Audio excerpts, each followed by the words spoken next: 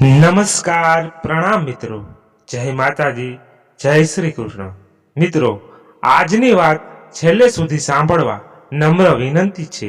મિત્રો, આજની વાત પસંદ આવે તો લાઈક કરી દેજો અને કોમેન્ટ બોક્સમાં તો રાધે રાધે તો લખી જ નાખજો. તો ચાલો શરૂ કરીએ આજની વાત. મામાના અગાધ અંતકરણમાં આનંદ છે કે નહીં, તેનો તાગ લેવાનું એક અચૂક માપ હતું. ચા પીધા પછી કે જમ્યા પછી જો મામા સુડીની વચ્ચે વાંકણી સોપારી એક પછી એક દૂધિયા ફાડિયાનો ચૂરો પડતો જ રહે તો સમજવું કે મામાના જીવનમાં આજે નવી ઘડી સંકેલાઈ છે. ધોબી કપડામાં જે ઘડીઓ પાડે છે તેવી જ જાતની જીવન વ્યવહારમાં પણ ઘડીઓ પાડવાનો ઘણાને શોખ હોય છે. મામાની જિંદગી પણ આવી ઘેડિયત પાડેલી ચાદર હતી. આજે મામાની સોડી ચાલુ છે.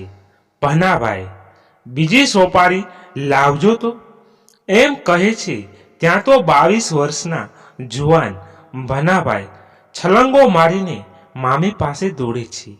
કબાટનું તાળું કે જેની ચાવી મામીની કમરે જ રહેતી, તે ઉગાડીને મામી વાકડી સોપારી કાઢી આપે છે અને આજે તો 2 ઘડી નિરાંત વાતો કરાશે એમ સમજીને મામી ઓરડાની બારીએ આવીને ઊભા રહે છે. બંનેની આંખો સામસામે હશે. મામી પૂછે છે, પણ આવડું બધું શું છે? આજ ભનાભાઈ ફાવ્યા, બીજું શું, એમ કહીને મામાએ ભાણેજ તરફ ડોંગી દ્રષ્ટિ માંડી. ભનાભાઈ ખાસ કોઈ કુદરતી લજ્જા પામીને નહીં, પણ આવા પ્રસંગે લજ્જા પામવી જોઈએ એવા સભાન પ્રયત્નથી નીચે જોઈ ગયા. શું? ભનાભાઈને વટાવ્યા. ગામના ડાક્ટર મામાને મળવા આવેલા. તેણે આનંદ પામીએ પૂછ્યું, હા વટાવ્યા.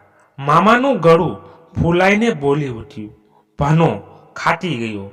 બીજા કંઈક પડ્યા રહ્યા. કેમ, શું?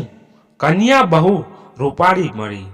મામીએ પોતાની મતિ પ્રમાણે ખાટી જવાનો અર્થ બેસાડ્યો. સસરાજી સાહુકાર મળ્યા. ડાક્ટર સાહેબે પોતાની ગજની માપ્યું. બધી વાતે ઘેડિયો બેસી ગઈ. ભલા માણસ, મામાની સોડી જોરથી ચાલી. કન્યા રૂપાળીને ભણેલી ગણેલી, સાસરાનો ધીકતો વેપાર, અને એ કન્યા સિવાય બીજું કોઈ સંતાન ન મળે અને હવે થવાનો સંભવ નથી.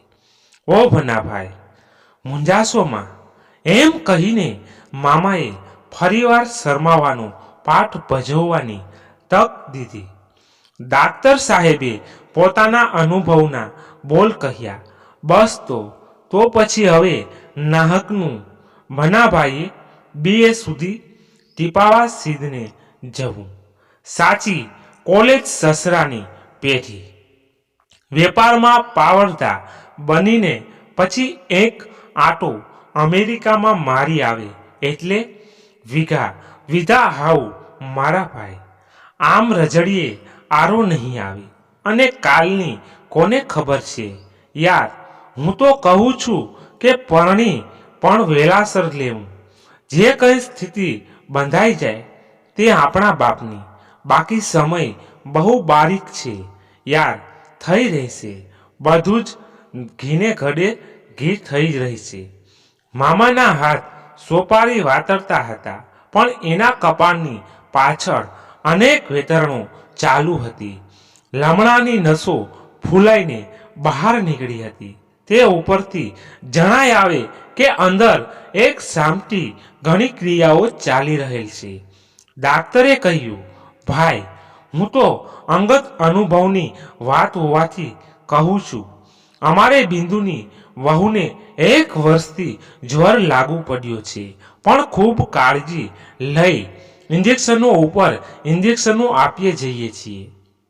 2 વર્ષે એમના એમ કાઢી નાખે ને તો એની દાદીનો તમામ વારસો બિંદુને મળી જાય તેમ છે. મોટી સાસુ 2 વર્ષમાં તો સ્વધામ પહોંચવાના જ. એટલે વહુ જો 2 વર્ષ ખેંચી કાઢે ને તો બિંદુએ 2 પેઢીની નિરાશ થઈ રહેશે. અને તેમ છતાં આપણે ક્યાં ભનાભાઈને પૈસા સાટું વરાવ્યા છે. પૈસા તો પગનો મેલ છે, મેલ. આ તો આવા પૈસાદારોને જ ગરજ કરતા આવવું પડે છે. એ લોકોની જ દીકરીઓ રજડી પડેલી હોય છે. મને મિત્રોએ બહુ ગળે ઝાલ્યો એટલે વળી મેં હા પાડી. બાકી ભનાભાઈ ને તો 10 નાળિયેર આવતા હતા. પૈસાની સી પડી છે એને. આટલું બોલતા બોલતા મામાને 5-6 વાર ખોખારો ખાઈ ગળાની સોપારી સાફ કરવી પડી. જે ત્યારે હાર્ટી કોંગ્રેચ્યુલેશન. અંતકરણના અભિનંદન. ભનાભાઈ, વિશ યુ ગુડ લક. સદભાગ્ય ઈચ્છું છું કહીને ડાક્ટર સાહેબ ઉઠ્યા. સવારે તો ભનાભાઈનું મોં લાલઘૂમ થઈ ગયેલું અને આંખમાં ધુમાડો ઉઠ્યા હતા. મામીએ મામાને તથા ભાણેજની વચ્ચે નજરને નચાવતા નચાવતા કહ્યું, નાકનું ટેરવું રાતું ચોળ, હવે બેસો ને મામી. ભાણેજે રીસ કરી. શા માટે વળી? મામાએ ટટાર બનીને પૂછ્યું. એના ગોઢિયા બધા ભઢવતા હતા કે ભનાભાઈએ એક દિવસની મુલાકાતમાં કન્યાની કઈ એવી પરીક્ષા કરી નાખી તે વેવિચાર કરી બેઠા. એ તો સસરાની લક્ષ્મી પર મોહી પડ્યા, દીકરી પર નહીં. ને એણે કોલેજમાં ઈચ્છાવર વિશે બહુ મોટા ભાષણો કર્યા હતા. એ ક્યાં ઊંઘી ગયા? ને એને તો વારસો જોવે છે, વારસો. એવું કહીને બધા ખીજવતા હતા. એટલે ભાઈ સાહેબના ઢેલડીઓ ચલી ગઈ. ડળક ડળક પાણી પડ્યા. હા, મામા મહેનત કરીને હસ્યા. ભનાભાઈની તો છાતી જ ક્યાં છે? છાતી કાળજા કૂતરા ખાઈ ગયા છે. નીકર માથું ભાંગી નાખે એવો જવાબ ન દઈએ? કહેવું તું ને કે ઈર્ષા શેના કરો છો? તમને ન મળી એટલે? નાળિયેર આવ્યું હોય અને પાછું વાળ્યું હોત તો તમને બધાને સાચા બહાદુર કહે. બાકી ટેબલ ઉપર છટાથી મામાએ સોડીનો ટકોરો દઈ તાલ મેળવતા મેળવતા શબ્દો ઉચ્ચાર્યા. એ તો બધા ઘાયે ચડ્યા છે, ઘાયે.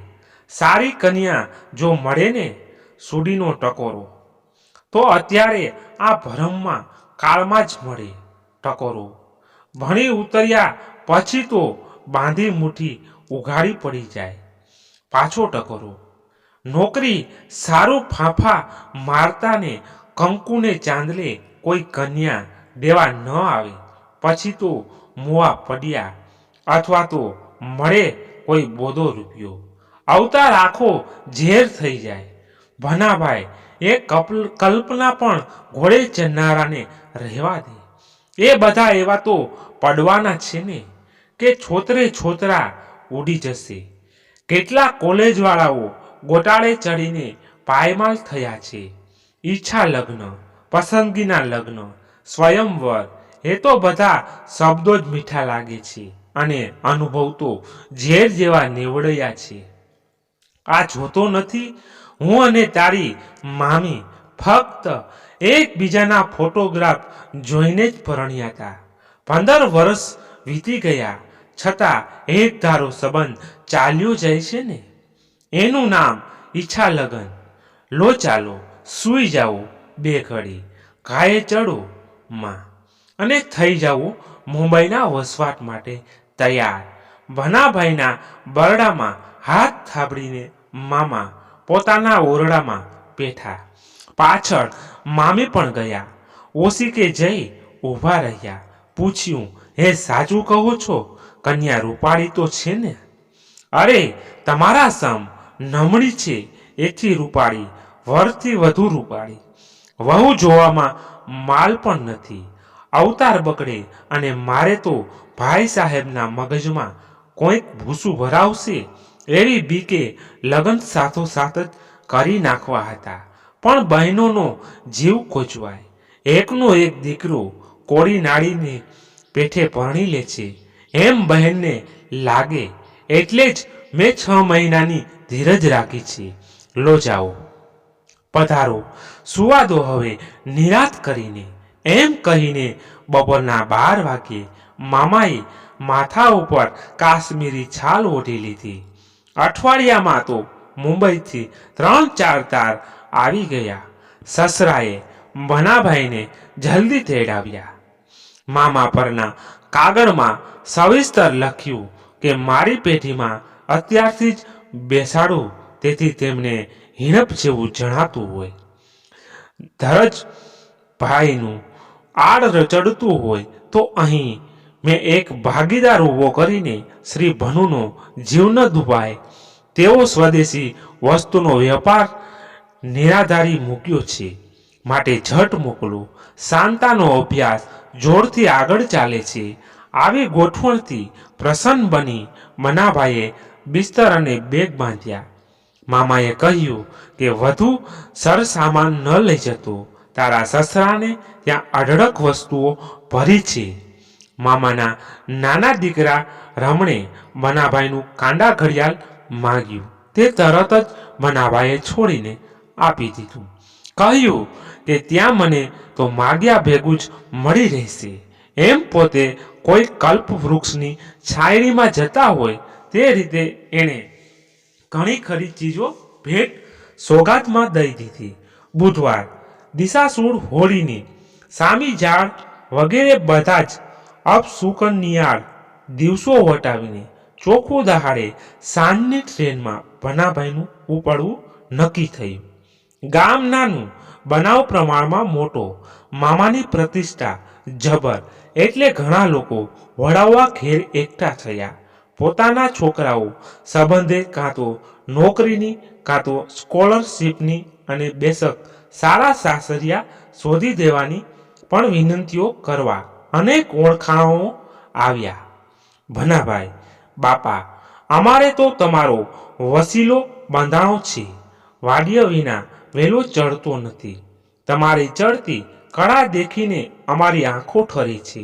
મોટી પાયરીએ ચડ્યા છો તે હવે બાની ચાકરી કરીને તમે વર વહુ બેઉ તમારા હાથ ઠારો. એવું ઘણું બધું બોલાઈ ગયું. ભનાભાઈના આધેડ વયના બા ભારેખમ મોં કરીને સૌની વચ્ચે બેઠા હતા. તેની સામે નજર કરીને કોઈ બોલ્યું. બાએ બિચારીએ સંસારનું સુખ ક્યાં ભાળ્યું છે? એ તો સ્વપ્ના જેવું જ થઈ ગયું. હવે તમે પાછો દિવાળ્યો. ભનાભાઈ, અરે રે પુત્ર છે જાદો, એટલું બોલતા બાથી રડી પડાયું.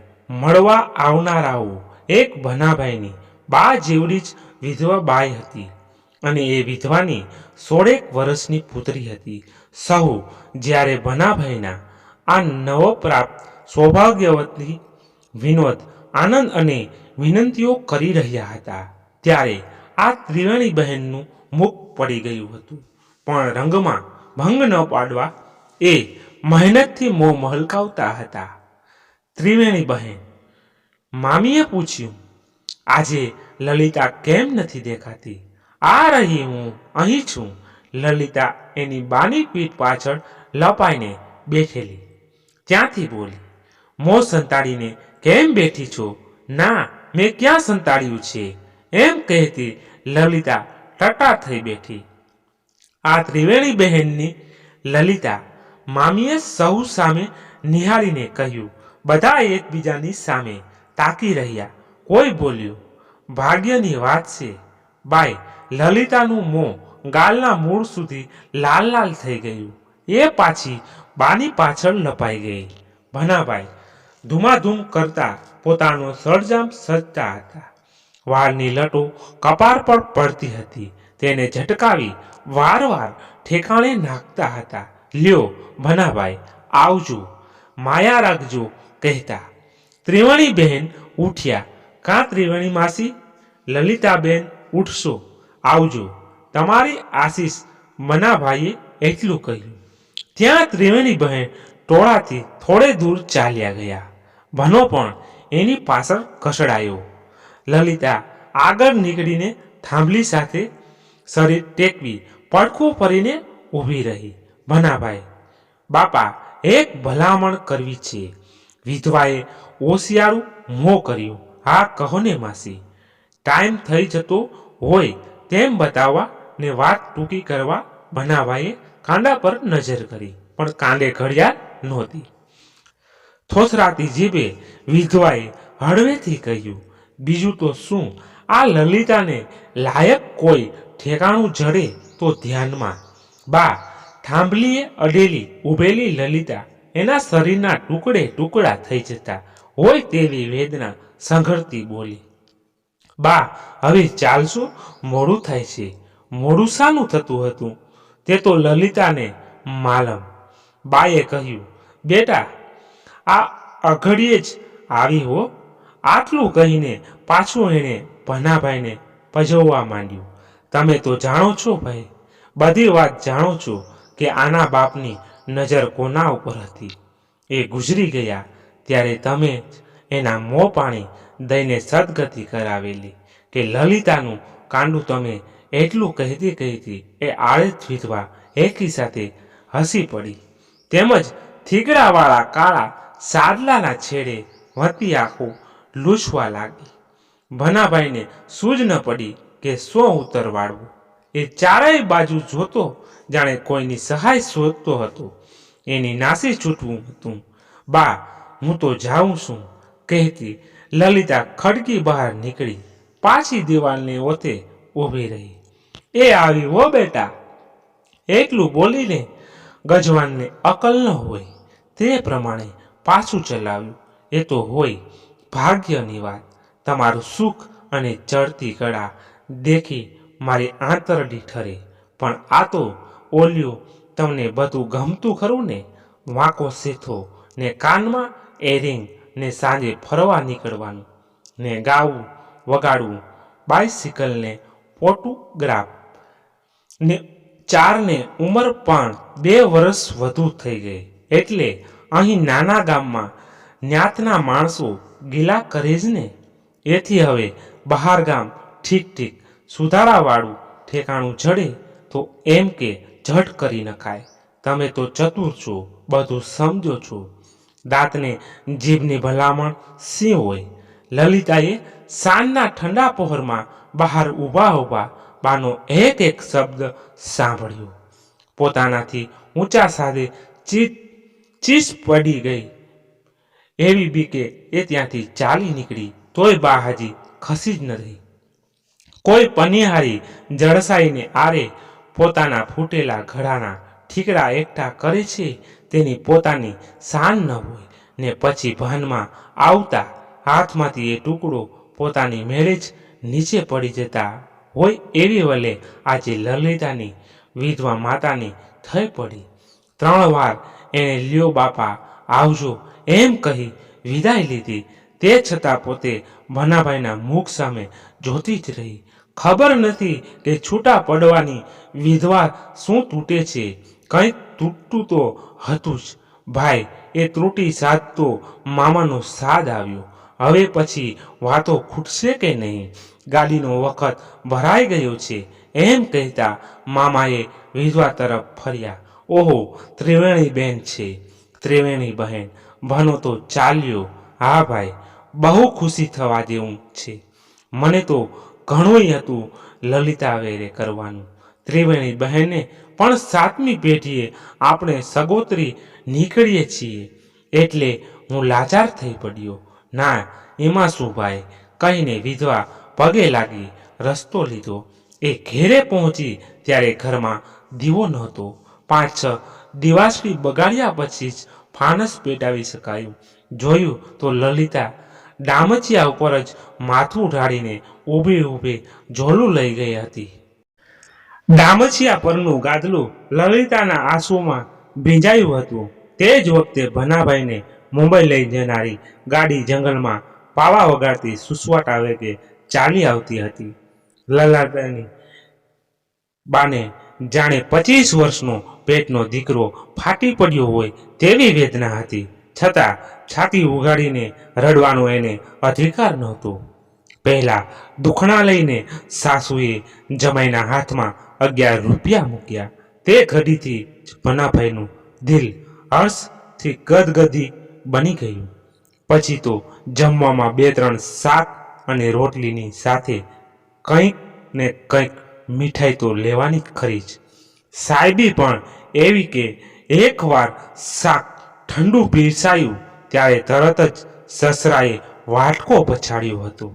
સાંજે ઘેર જતા ક્યાં કોને ક્યાં શુભ અશુભ અવસરે કેટલી રકમના વધાવા અથવા જબલા ટોપી મોકલવાના છે તે વિશે સાસુ સસરાની વાતચીતો. શાંતાનો કયો દાગીનો જૂનો થઈ ગયો છે અને સોનીને ત્યાં એનો કયો નવો ઘાટ કઢવા લઈ જવાનું છે એની વાટાઘાટ.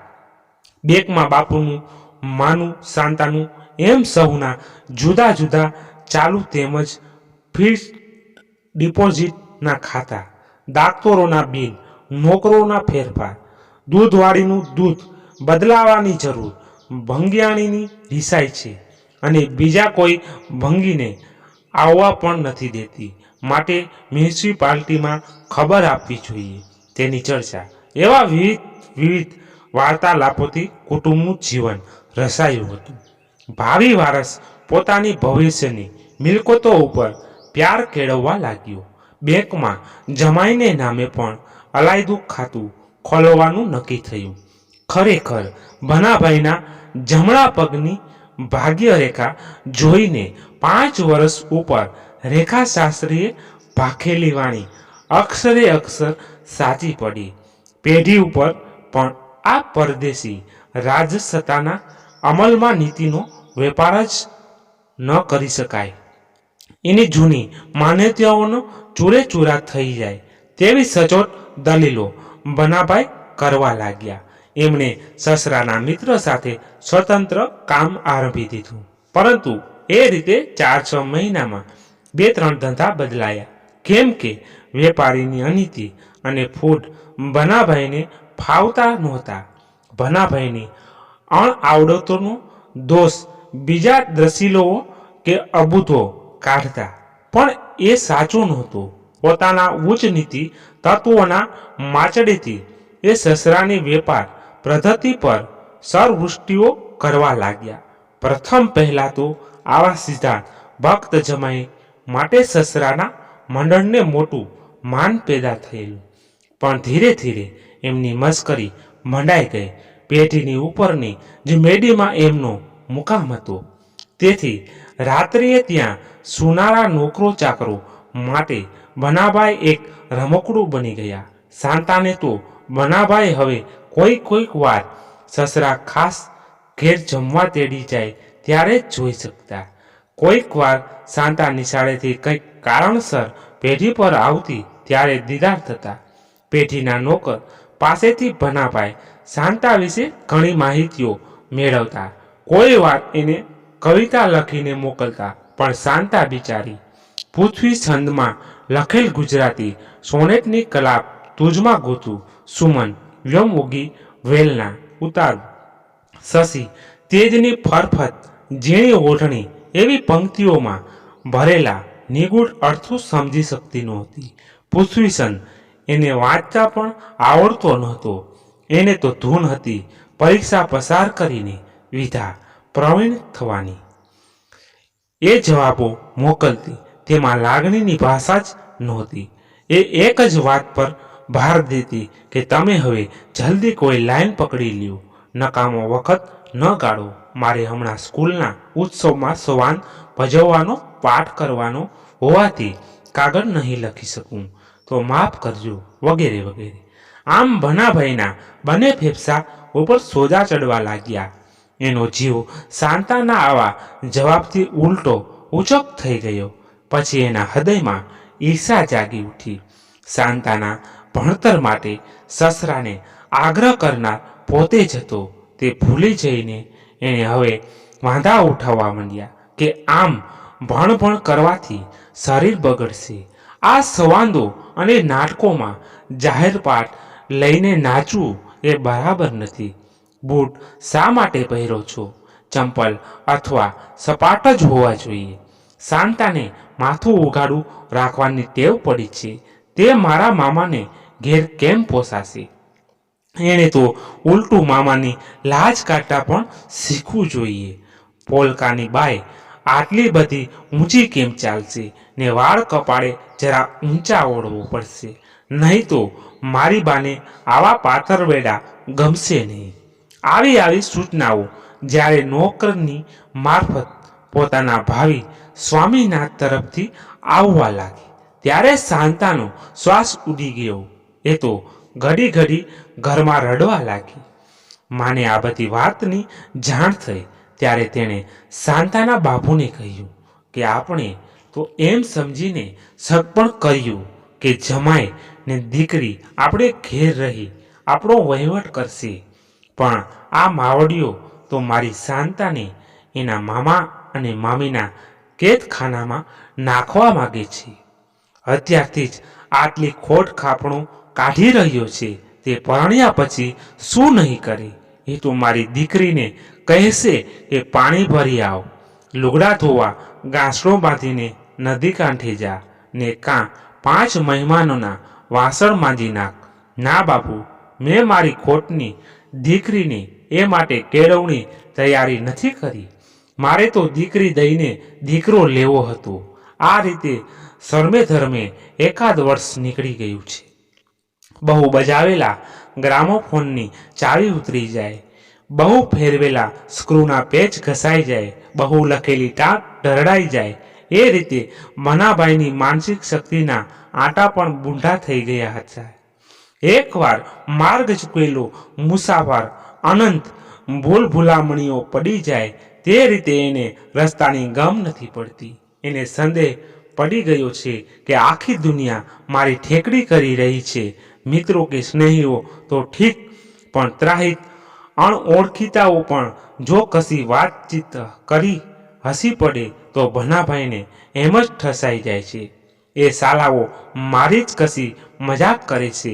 બીજી બાજુથી પોતે આવો ભોટ અને શાંતા શાળાના મેળાવડામાં પુરુષ પાઠ કરીને તાળીઓના ગડગડાટ સાથે ઇનામ મેળવે એ એને પોતાનું અક્ષમય અપમાન લાગ્યું. એને શાંતાને કહી મોકલ્યું, આ બધું નહીં પોસાય. બીજે જ દહાડે મનાભાઈના મામા કામ પ્રસંગે મુંબઈ આવેલા. તેને સ્ટેશન પર વળાવવા જઈને શાંતાના પિતાએ એકાંત ઊભા રાખીને વિનંતી કરી કે મહેરબાની કરીને ચિરજીવી બનુને કોઈક લાઈન પકડી લેવા સમજાવો. મામા બોલ્યા, હવે વળી લાઈન શી પકડવી હતી? તમારા જેવા સમર્થનનો હાથ પકડ્યો છે. ના ના, એમ તો નહીં ચાલે. કેમ? મારી શાંતાનું માટલું હું ધર્મશાળામાં ઉતારવા તૈયાર નથી. મારું ઘર એટલે ધર્મશાળા, બનુનું સ્વતંત્ર ઘર નહીં. તો પછી મને કશી પરવા નથી. મારા ભાણેજને માટે ડઝન એક શ્રીફળો હું ગજવામાં લઈને જ ફરું છું. એવી ટપાટપી બોલી ગઈ. વેવિશાળ તૂટ્યું. એનો કડાકો સાંભળીને ભનાભાઈ મામાને ગૃહ જવા પાછા વળ્યા. પોતાની નીચલી પાયરીની કન્યા જ લેવી જોઈએ અને શાળા મુંબઈગરાઓની પુત્રીઓ કોઈ પણ જુવાને ન સ્વીકારી એવું પ્રચાર કામ જોશભેર ઉપાડવા જ એને મન થયું. એને ઘવાયેલા અંતકરણમાં એ જ વાતની રૂચ વળતી હતી કે હવે હું વિના વાંકે તજેલી બાપડી લલિતાનો હાથ ગ્રહીને એની વિધવા માતાની રક્ષા કરીશ. લલિતાનું સ્મરણ થતાં જ એના હૃદય પર જૂના સંભારણની રેખા ફૂટવા લાગી. જૂનાગઢ કોલેજમાં પોતે ભણતો ત્યારે લલિતાને તથા એની બાને લઈ પોતે ગિરનાર પર ચડ્યું હતું. સાસુને આગળ નીકળી જવા દઈને પછી બંને જણા આંકડા ભીંડીને 2 પગથિયાની છલાંગો મારતા ચડ્યા હતા. લલિતાની ઓરડી ખંભા પર પડી અંબોળામાંથી છટકેલી લટો ગિરનારની વાદળીઓ જેવી ફર ફર થતી હતી. પોતે શંકુતલના તાજા મોયે કરેલા પ્રેમ શ્લોકો બોલતો હતો અને વણ સમજીએ પણ લલિતા હૃદય નથી વિધ્રતા પરવારી જતી દેખાતી હતી અને પોતે કોલેજ જોવા લઈ ગયેલું. ત્યારે એની સામે હસી પડનાર વિદ્યાર્થીઓને હસો છો શું જોઈને એવી ધમકી લલિતાની નજરો નજર સંભળાવી હતી. એવો જે હું તેનું મૂંગું આરાધન કરતી લલિતા મારે માટે ઝૂરતી બેઠી હશે. બીજા સાથે પરણવું એને ગમ્યું જ નહીં હોય. એકવાર મને દિલ આપ્યા પછી બીજાની સ્ત્રી થતાં એ બાપડીને જોગના જોગ જાય. સારું થયું કે હું છૂટો થયો. લલિતાની પ્રાર્થના સાંભળીને જ પ્રભુએ મારી આવી દશા કરી મને પાછો વાળ્યો હશે. કેવું દયામણું મોં કરીને એ બેઠી હશે. કેવું ઠપકાર્યું મૌન ધારણ કરીને એ મારી સન્મુખ અહીંયા ફાટ રડી ઉઠશે. એ ઠપકો હું શિર પર ચડાવીશ. આ વખતે મામા ગમે તેટલું કહેશે તો પણ હું કોઈ શ્રીમંત કન્યા સ્વીકારવાનો જ નથી, ભલે કરોડોનો વારસો મળતો હોય. લલિતાના એક આંસુ ઉપર કે હું કરોડને ઓળધોળ કરીશ. આ વખતે મામાની દલીલો કે બાના ફોલસણા મારી પાસે નહીં ચાલે, નહીં જ ચાલે. ગરીબ પિતાહીન પુત્રીનો પાલનહાર થવામાં મારું જીવન કુરબાન થયું. હું શ્રીમંતોના ફાસલાઓમાંથી બચીને પાછો ચાલ્યો આવ્યો. એ સારું જ કર્યું. આમ આ યુવાનના દિલમાં હજુ એવી ભ્રમણા હતી કે પોતે કોઈ ઉજ્જવળ કારકિર્દીને જાણીને બૂજીને જતી કરી પાછો ફર્યો છે. એ આવ્યો અને મામાએ જ્યારે કચવાટ દર્શાવી કહ્યું કે ભનાભાઈ ભાગ્યદેવીની ઓળખી ન શક્યા, હાથે કરીને હીરો ખોઈ બેઠા, ત્યારે ભાણેજ મોં ખોતરતા ખોતરતા કહ્યું, તમે જ મને ધકેલ્યો હતો. મેં ના તે તારી પસંદગીથી જ વેવિશાળ સ્વીકારેલું ભાઈ, પણ આજકાલના જુવાનિયા મગજમાં રોજ રોજ હજાર ઊંધામાં જાગે, તેનું શું કરું? તે જ ઉતાવળ કરી ભાઈ, નકર તારે ટોક ટોક કરવાની શી જરૂર હતી કે શાંતાએ આમ પહેરવું તેમ મોઢું? અહીં આપણે ઘેર એકવાર આવી જાત તો પછી એ બધી ખેડીઓ અહીં ક્યાં નહોતી પાડી શકાતી. એકવાર આપણા દબાણમાં આવ્યા પછી આપણે ચાહે તે ઘાટ ઘડી શકીએ. આમ મામાને ઘેરી અને ઘાટનું સ્મરણ થયું. જીવનમાં આજે પહેલી જ વાર એને હાથે વાળેલી ખેડીઓ બગડી. સોપારીના ફાડ્યા આજે ખોરા નીકળતા હતા. કશી પરવા નહીં. હવે મને મારા નિશ્ચયમાંથી ચડાવશોમાં. એટલું કહીને ભનાભાઈ જરીક વિખરાયેલ ઝુલપે જભાના ગજવામાં હાથ નાખી રાત પડ્યા પછી ગામ લોક કોઈ ન દેખે તેમ ગામમાં ચાલ્યા ગયા અને પીપળાવાળી શેરીમાં મહાલક્ષ્મીની દેરી પાસેથી પોતાની પ્રિય ખડકીનું કમાટ ખખડાવ્યું. પવનની લહેરીમાં પોતાના માથા પાસે કોઈ ખખડાટ હસતું લાગ્યું. એણે ઊંચું જોયું. ટોડલા ઉપર આસોપાલવના પાંદડાનું સુકાયેલું તોરણ જ અસહાય કરી રહ્યું હતું. બાંસઘાટની બંને બાજુ કંકુના તાજા ત્રિશૂળો ને થાપાઓ, જે 12 શાક પરના ગણેશ તાજા સિંદૂરે રંગેલા છે, એ બધા જાણે ભનાભાઈની સામે જાણે કે તાકી તાકીને જોતા હતા. તોરણના શુકલ પાંદડા કટાક્ષ સ્વરો કાઢી ખખડાવતા હતા. ખડકી ઉઘડી. કોણ છે? ત્રિવેણી માસી. કોણ? ભનાભાઈ. ઓહો બાપ, ક્યારે આવ્યા? ઓચિંતા, બહુ સારું થયું. એમ કહીને વિધવાએ હેતના વારણા લઈ 10 આંગળીના ટચાકા ફોડ્યા. આવો આવો અંદર. ભનાભાઈએ અંદર જતા વિધવાના ઘરમાં ફાનસને ઝંખે અંજવાળે માણેક થમ દીઠો. માંડવો જાણે તાજેતરમાં સમેટ્યો હોય એ બતાવી વળીઓ ત્યાં પડી હતી. ગળું ખોખારીને ભનાભાઈ કંઈ પૂછે તે પહેલાં તો ત્રિવેણી માસી બોલી ઉઠ્યા, તમને કંકોત્રી મળી હતી બેનની? કોની? લલિતાબેનની. બેનના લગ્ન હજી 4 મહિના ઉપર જ કર્યા બાપ. હું જઈને બાને હાથોહાથ કંકોત્રી દઈ આવી હતી. મને સરનામાની ખબર નહીં અને બેન કહે કે બા જરૂર દઈ આવ્યા. માસીને તમને નહીં મળી હોય. ખરું, લલિતા પરણી ગઈ. મારી થવા નિર્માયેલી કોણ ચોરી ગયું? મારી રાહ 4 મહિના પણ ન જોવાય. કોઈ કરડો ખક, કોઈ કુબળો કાણો, કોઈ રોગી દુરાચારી, કોઈ સતત ભૂખ્યો ધનવાન, આવો કોઈ કાગડો દહીં થરું ઉપાડી ગયો. શું નાણાંની લાલચે માસીએ દીકરી વેચી મારી? મારી તજેલીની બીજું ઠેકાણું તો ક્યાંથી મળી જ શકે?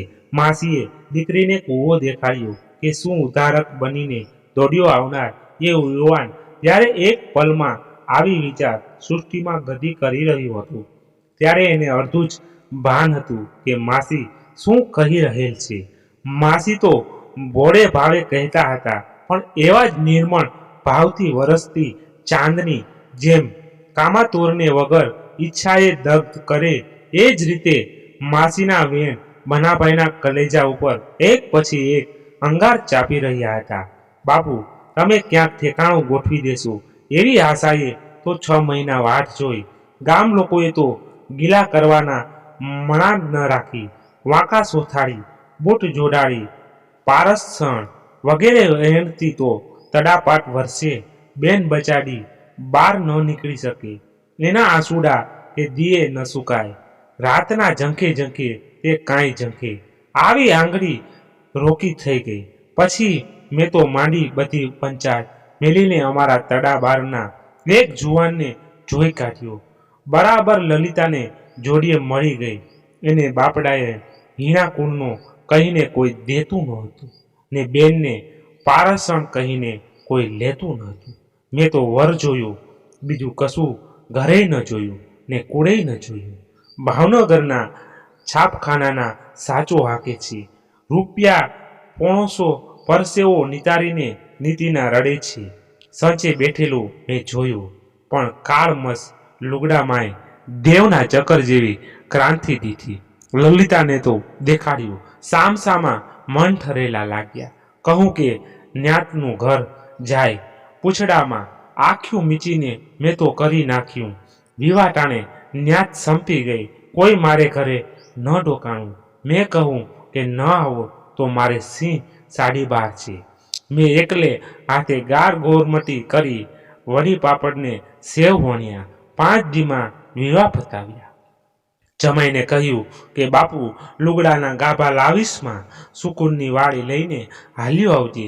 ચાનો વાટકો પીને વળતી ગાડીએ તેડી જજે. પછી તારે ઘેર જઈ ભલે મારી દીકરીને સોને મળશે કે અડવી ફેરવજે.